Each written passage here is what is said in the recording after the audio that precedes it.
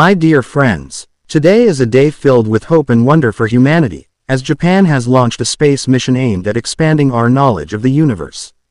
In a display of their technological prowess, they have launched a lunar lander and a revolutionary satellite, both carrying the promise of new discoveries. The lunar lander, called Smart Lander for Investigating Moon, or SLIM, is set to land on the surface of the Moon, aiming to provide a more detailed study of the lunar environment. SLIM is designed to land with pinpoint accuracy, aiming to land within 100 meters of the target area. If successful, Japan will become the fifth country to land on the Moon. The satellite, called X-ray Imaging and Spectroscopy Mission, or XRISM, is a powerful telescope designed to study the universe using X-rays.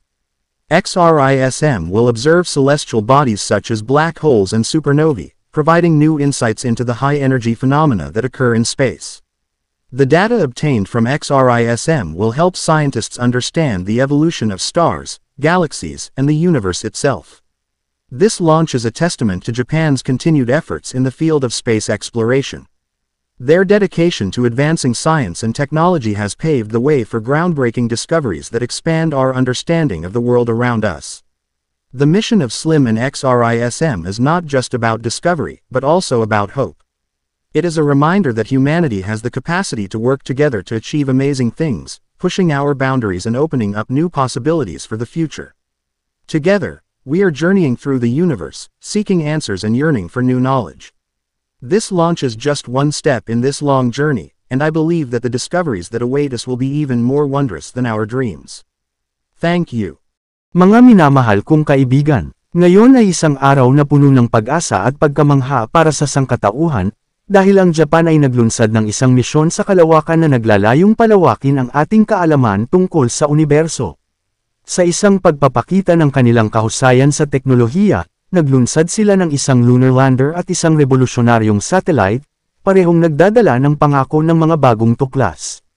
Ang lunar lander, na tinawag na Smart Lander for Investigating Moon, o SLIM, ay nakatakdang maglanding sa ibabaw ng buwan, na naglalayong magbigay ng mas detalyadong pag-aaral sa lunar na kapaligiran. Ang SLIM ay dinisenyo upang maglanding ng may tumpak na katumpakan, na naglalayong maglanding sa loob ng 100 metro ng target na lugar. Kung matagumpay, ang Japan ay magiging ikalimang bansa na nakarating sa buwan.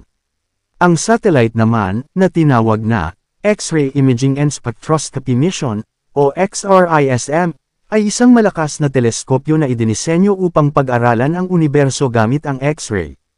Ang XRISM ay mag-oobserbo ng mga celestial na katawan tulad ng mga black hole at supernova, na nagbibigay ng mga bagong pananaw sa mga mataas na enerhiya na phenomena na nagaganap sa kalawakan. Ang data na makukuha mula sa XRISM ay makakatulong sa mga siyentista na maunawaan ang ebolusyon ng mga bituin, galaksiya, at ang universo mismo. Ang paglunsad na ito ay isang testamento sa patuloy na pagsusumikap ng Japan sa larangan ng paggalugad sa kalawakan. Ang kanilang dedikasyon sa pagsulong ng agham at teknolohiya ay nagbigay daan sa mga makabagong pagtuklas na nagpapalawak ng ating pag-unawa sa mundo sa paligid natin. Ang misyon ng SLIM at XRISM ay hindi lamang tungkol sa pagtuklas, kundi pati na rin tungkol sa pag-asa.